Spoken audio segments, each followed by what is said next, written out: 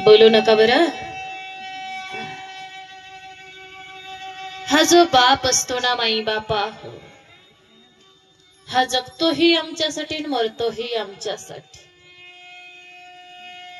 कसं आहे की आज ज्या दादांचं आपण पुण्यस्मरण करतोय ना,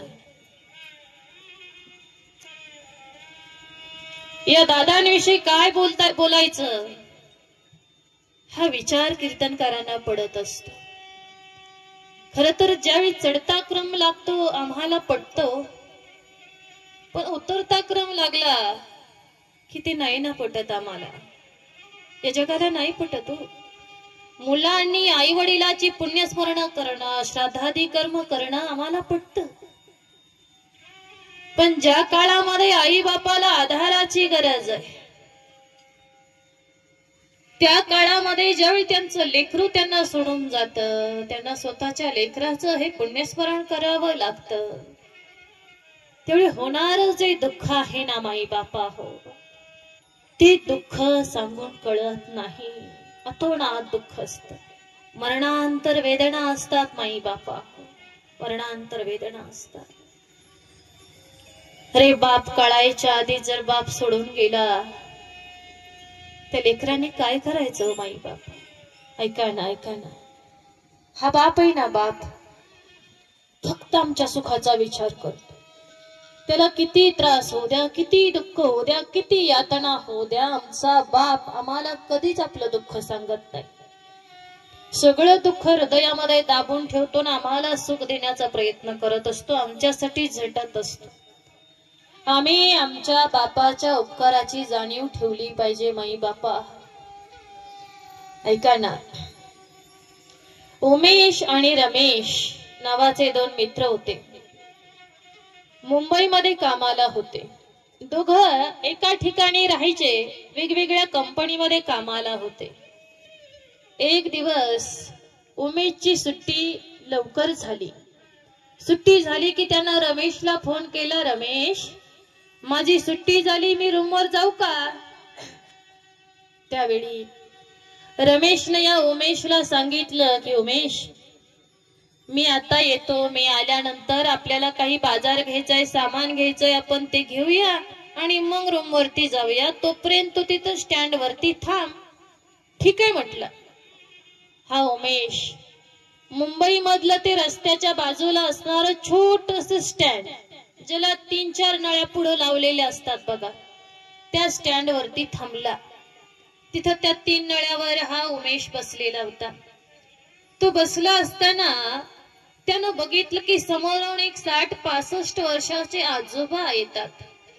त्यांच्या हातामध्ये एक पिशवी आहे, डोळ्यावर जाड भिंगाचा चष्मा आहे, अंगामध्ये पायजमा, शर्ट, खांद्यावरती एक असं उपरणं आहे. ते जे 60-65 वर्षाचे आजोबा होते ना, ते आजोबा डायरेक्ट या उमेशच्या जवळ आले आणि त्या आजोबाने या उमेशला विनंती केली, हे पोरा मला एखादा वडापाव खायला देतो का? मला एखादा वडापाव खायला देतो का? उमेशने विचार केला की हे आजोबा मुंबई मधल्या रोजच्या भिकाऱ्यासारखे तर दिसत नाहीत आणि आपल्याकडे वडापाव मागतात, आपल्याकडे भीक मागतात. उमेशला दया आली. त्यानं स्वतःच्या खिशातले 50 रुपये काढले आणि आजोबाला देत म्हणू लागला, आजोबा हे 50 रुपये घ्या, इथं वडापावचा गाडा आहे, तिथं जा आणि वडापाव खा. पण आजोबा म्हणतात, ए पोरा मला पैसे नकोत, तूच वडापाव आणून दे की. उमेश म्हणला ठीक आहे. तो गेला, वडापाव आणले, आजोबाला दिले, सांगितलं आजोबा इथं हा कटडा आहे, याच्या बसा आणि वडापाव खा. त्यानं वडापावची पिशवी आजोबाच्या हातात दिली आणि पुन्हा नळ्यावर जाऊन बसला. ते आजोबा त्याला म्हणतात, ए पोरा अरे त्या नळ्यावर पडशी बिडशील, लाग बिगेल तुला, इकडे माझ्या जवळ बस आणि तू पण वडापाव खा. उमेश म्हणतो, नको आजोबा मी तुमच्या जवळ बसतो, पण मला वडापाव नको. ठीक आहे म्हटले. आजोबा वडापाव खाऊ लागले. उमेश त्यांच्या शेजारी बसला. पण बसल्या बसल्या उमेशने त्या आजोबाला विचारलं, आजोबा तुम्ही कुठल्या गावचे, इथं कशाला आला, काय काम आहे तुमचं? त्यावेळी त्या आजोबांनी सांगितलं की पोरा, मी लांब नांदेड वरून आलोय बघ इथं. मी माझी बायको आम्ही म्हातारीच घरी राहतो, पण आमचा पोरगा मुंबईमध्ये लय मोठा साहेब झालोय बघ. काल परवा पोराचा फोन आला की बाबा, मी आता बायकोला घेऊन 10 वर्षासाठी अमेरिकेला चाललोय. आता मी 10 वर्ष येणार नाही. मी माझ्या पोराला म्हणलं, आम्हाला भेटा येशील ना व? त्यावेळी पोरानं सांगितलं की नाही बाबा, आता विमान आहे, आम्हाला जावं लागणार आहे, बुकिंग झालेली आहे, मला येता येणार नाही. म्हणून मी विचार केला, पोराला येणं होत नाही, जर पोराला नाही भेटलो तर 10 वर्ष पोरग बघाय मिळणार नाही. म्हणून पोराला भेटायसाठी इथं आलोय बघ. हे बघ, पोरानं हा पत्ता दिलाय, या पत्त्यावर मी आलोय तर इथले लोक म्हणतात हा पत्ता इथला नाहीच. आजोबांनी ती पत्त्याची चिठ्ठी होती ती काढली आणि उमेशच्या हातात दिली. उमेशने ती चिठ्ठी वाचली. त्यावेळी त्याच्या लक्षात आलं की त्या आजोबाच्या मुलांनी त्यांना चुकीचा पत्ता दिला होता. आजोबा पत्त्यावर बरोबर आले होते, पण त्यांचा मुलगा त्या पत्त्यावर नव्हता. माई बापा, उमेशला वाईट वाटलं. ऊर भरून आलं माई बापा हो त्याच.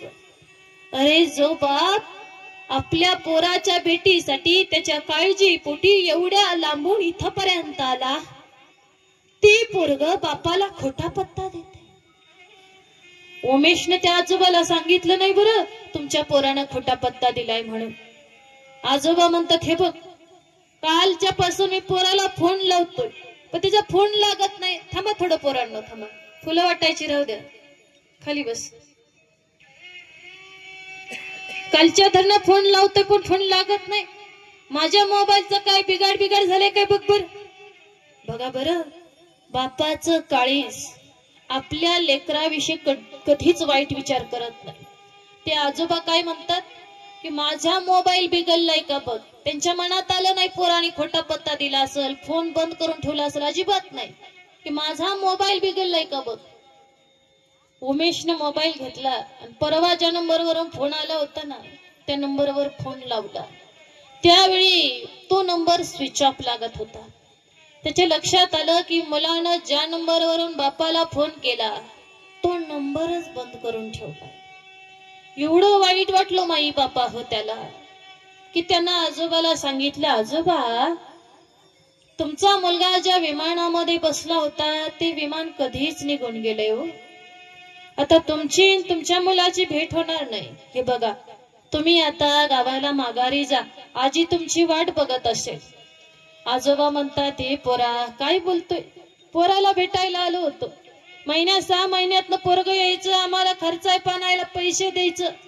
आता मी इथपर्यंत आलो खरं, पण माघारी जायला माझ्याकडे पैसे नाहीत ना. मी म्हणलं पोराला भेटलं की पोरग देईल आणि मग जाऊ, पण आता पैसे नाहीत ना.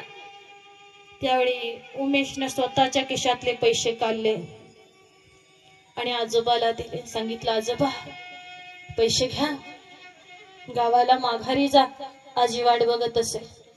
आजोबा उठले, जायला निघाले. पण जाताना आजोबाच्या हातामध्ये एक पिशवी होती. उमेशने आजोबाला विचारलं, आजोबा, मी आल्यापासून तुमच्या हातातली पिशवी बघतोय, या पिशवीमध्ये नेमकं काय हो? खाली बसा, कोणी उठू नका, आता 10 मिनिटं, जास्त वेळ नाही. कुणीच, हे दीदी तू तिथंच बसत. उमेशने आजोबाला विचारलं की आजोबा, या पिशवीमध्ये नेमकं काय आहे? मी आल्यापासून बघतोय तुमच्या हातामध्ये ही पिशवी आहे. त्यावेळी आजोबा म्हणतात, हे पोरा, अरे आमच्या पोराला बेसनाचे लाडू खूप आवडतात. आता पोरग 10 वर्षासाठी जाणार होतं, म्हणून त्याच्या आईनं हे बेसनाचे लाडू करून दिलेत बघ त्याच्यासाठी. ज्यावेळी आजोबांनी असं सांगितलं ना माई बापा, त्या क्षणी या उमेशच्या डोळ्यातून खळकण पाणी बाहेर पडलं. उमेशनं आजोबाला पाठवून दिलं. बाजूला त्याचा रमेश नावाचा मित्र आला होता, पळत गेला, असा रमेशला मिठी मारली आणि जोर जोरामध्ये रडू लागला, अश्रू ढाळू लागला आणि आपल्या मित्राला बोलू लागला की रमेश, अरे आपल्या बापाचा आपल्यावर एवढा जीव असतो का रे? एवढं प्रेम असतं का रे? बघ ना ते आजोबा चाललेत, बघ ना त्यांच्या हातामध्ये पिशवी आहे रे. त्या पिशवीमध्ये बेसनाचे लाडू आहेत. रमेश, अरे त्या आजोबांनी ते बेसनाचे लाडू त्यांच्या मुलासाठी आणलेत. पण ज्या मुलासाठी घेऊन आलेत ना, त्या मुलानं त्यांना खोटा पत्ता दिला, फोन नंबर बंद करून ठेवला. पण बघ ना, या बापाचा आपल्या लेकावर किती जीव आहे रे. या आजोबाला भूक लागली तर त्या आजोबाने त्या लाडवातला एक लाडू काढून खाल्ला नाही. अरे ते आजोबा माझ्याकडे आले, माझ्याजवळ भीक मागितली आणि भीक मागून वडापाव खाल्ला. इतकं प्रेम असतं का रे आपल्या बापाचं आपल्यावरती? त्यांच्याजवळ होते ना लाडू खायला, पण नाही, लेकासाठी आणलेत ना, त्यातला एक लाडू खाल्ला असता म्हणून काय झालं असतं रे. पण नाही रे, लेकावर एवढा जीव की त्या बापानं त्या लाडवातला एक लाडू काढून खाल्ला नाही. माझ्याकडे भीक मागून वडापाव खाल्ला. एवढा जीव बापाचा असतो आमच्यावर, एवढं प्रेम असतं आमच्यावर.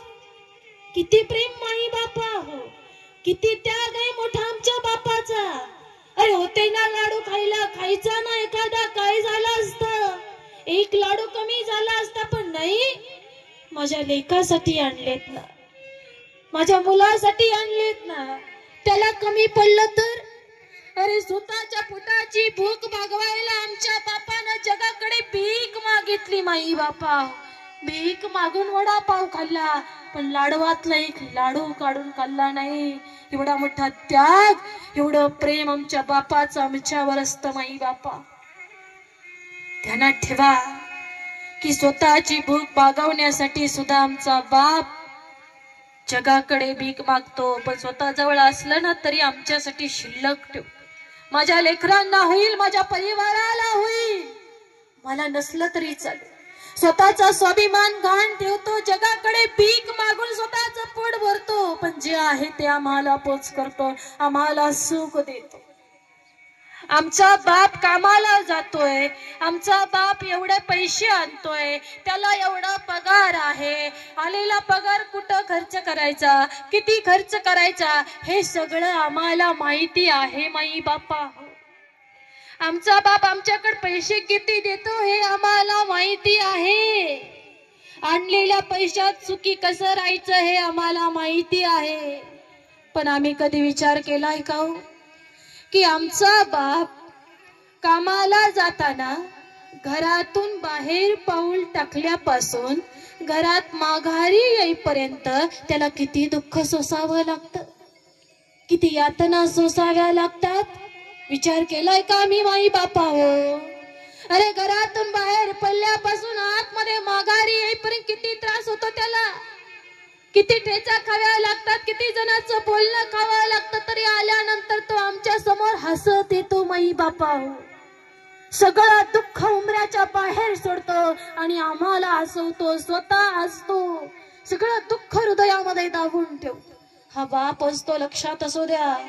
आम्ही म्हणतो आमच्या बाबाला रडायला येत नाही, कठोर काळीज, अजिबात नाही.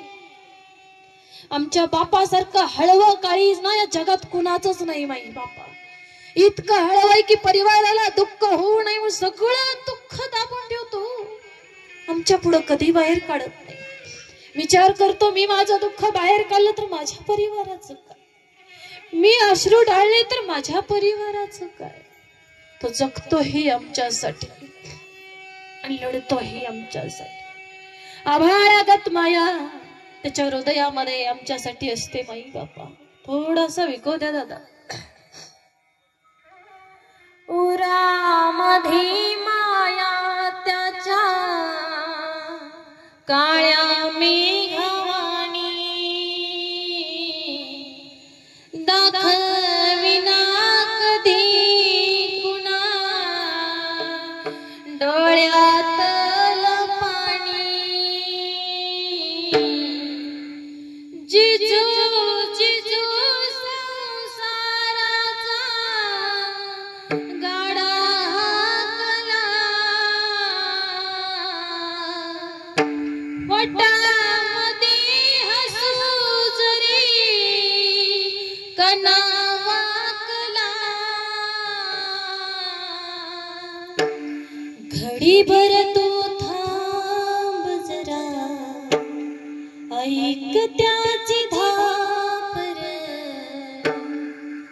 लय अवघड हाय गड्या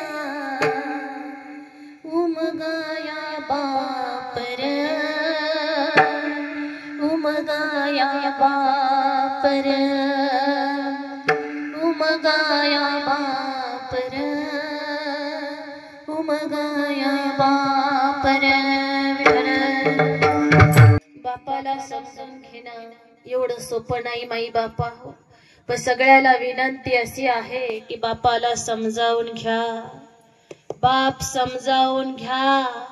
जर बाप समजला ना या जगामध्ये तुम्हाला बाकीच्या काही गोष्टी समजून घेण्याची गरजच राहत नाही माई बापा. पण बापाला मात्र समजून घ्यायला चुकू नका, ध्यानात ठेवा माई बापा. मात्र आज खंत एका गोष्टीची वाटते की आम्ही बापाला समजून घेऊ, पण ज्यांना बापच कळाला नाही त्यांनी बापाला कसं समजून घ्यायचं. आज ज्या दादांच्या पुण्यस्मरणानिमित्त आम्ही जमलोय ना, त्यांची 2 गोंडस लेकरं आहेत माई बापा. ज्या लेकरांना बापच कळला नाही त्यांनी बाप कसा समजून घ्यायचा. अरेच आमच्यासारख्या माणसाला एवढं वाईट वाटतं, एवढं दुःख वाटतं. मग ज्या परिवारावर हे संकट कोसळले त्याला किती दुःख होत असेल, किती यातना होत असते. पण सांगायचा मुद्दा एकच आहे की मरायला तर सगळेच आलेत, इथं कुणी कायमचा राहणारा नाही माई बापा. पण जोपर्यंत आहात ना तोपर्यंत एकमेकाला समजावून घ्या, एकमेकाचा आदर करा, एकमेकावर प्रेम करा, एकमेकाचा ऐकत चला. कारण कोण कधी जाईल सांगता येत नाही. जास्त वेळ घेत नाही, 10 मिनिट ऐका ना. की आमच्या गावामध्ये नवरात्रीत घडलेली घटना आहे की नवरात्रीच्या आदल्या दिवशी 2 दिवस, मला वाटतं 2-3 तारखेला घटस्थापना होणार होती ना, मग 29 का 30 तारखेला घडलेली ही घटना आहे की गावातलं एक परिवार, 2 लहानी मुलं, एक 7 वर्षाचं एक 4 वर्षाचं, दसऱ्याचे कपडे धुवायला ओढ्यावर गेलं होतं. गावात ओढा शेजारी जवळ आहे. कपडे वगैरे धुतली, तिथंच वाळत टाकली. लहानी मुलं होती, त्यांना वाटलं असं पाण्यामध्ये खेळावं. गणपती विसर्जन झालेलं होतं, एखादा दिसला असेल गणपती घ्यावा उचलून असं वाटलं. पण कोणतेही आई बाप लेकराला पाण्यात खेळून देतील का सांगा बरं. नाही खेळून दिलं, गेले घरी. 4 वाजता वाळलेली कपडे न्यायला आले, पोरंही त्यांच्या बरोबर आली. घड्या घातल्या, कपडे घेऊन माघारी गेली, पोरं माघारी गेली. आई बापाला घरामध्ये पाठवलं, पण या पोरांच्या मनामध्ये त्या पाण्यात खेळायचं एवढं वेळ बसलं होतं की पोरांनी आई बापाला घरामध्ये पाठवलं, आजी आजोबाला घरामध्ये ठेवलं, आणि ही दोन्हीही मुलं सगळ्याला फसवून या ओढ्याकडे आले. आल्यानंतर मला वाटतं 4-4:15 वाजता ती तिथं आली असतील. सगळ्या परिवाराला वाटलं खेळायला गेलेत, इकडं असतील तिकडं असतील. संध्याकाळी 6-6:30 वाजली, खेळायला गेलेली पोरच येईनात. सगळीकडे शोधाशोध केली, पोरच सापडणार. गावामध्ये माईकवर पुकरून सांगितलं मंदिरामध्ये कुठं मुलं आलेत का, शोधा, सापडतात का बघा, पण कुठंच नाहीत. तेव्हा त्यांच्या लक्षात आलं की आपण एकदा तिकडे जाऊन बघितलं पाहिजे. म्हणून अख्खा गाव ती मुलं शोधायला तिथं आलं. माई बापा, अंधार पडलेला होता, पाणी पण एवढं नव्हतं, घोट्याच्या वर पाणी ओढ्याला, आणि मध्ये फक्त कुठंतरी खड्डा होता. झालतं काय, ज्यावेळी सगळे जण आले ना त्यावेळी त्यातलं जे 7 वर्षाचं मोठं मुलं होतं ना ते पाण्यामध्ये फुगवून वर आलं होतं. लहान मूल तळाशी बसलं होतं. ते फुगून आलेलं असं पाण्याच्या लाटेनं बाजूला जाऊन बसलं होतं एका कडेला. 4 वाजता खेळणारी मुलं संध्याकाळी 6:30 वाजेपर्यंत त्या परिवारामध्ये नव्हती माई बापा. ही काळ गती आहे. काळ कधी झडप मारेल, आम्हाला कधी घेऊन जाईल सांगता येत नाही. ही घटना घडायच्या आधीच 2 महिनाभर 15 दिवस गायक होते आमच्या बरोबर. एक तानाजी रुपनवर महाराज 2-3 दिवस आमच्या बरोबर गायन केलं. मिळ्यामध्ये 25 तारखेला कीर्तन होतं, ते कीर्तन केलं. रात्री फोनवर बोलले आणि सकाळी फोन येतोय ते राहिलेच नाही. सांगितले का? हे सांगण्याचा मुद्दा काय? तरी काळ गती आहे. आता असलेला माणूस संध्याकाळी असेल सांगता येत नाही माई बापा. म्हणून तुम्हा सगळ्याला विनंती की काळाने जोपर्यंत आमच्यावर झडप मारली नाही, आमचा देह आमच्या जवळ तोपर्यंत सावध व्हा.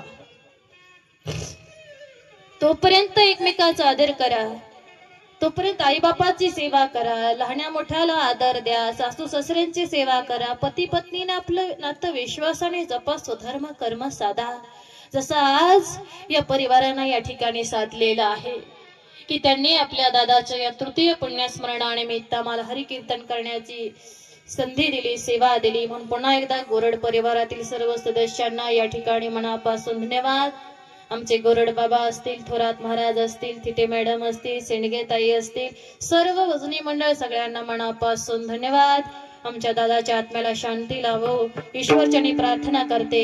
केलेली सेवा भगवंताच्या चरणी अर्पण करते. सेवेला पूर्ण विराम देते. ज्ञानेश्वर माऊली ज्ञानराज माऊली तुकाराम ज्ञानेश्वर माऊली. जाता जाता आपल्या सगळ्याला एक विनंती आहे माई बाबा हो,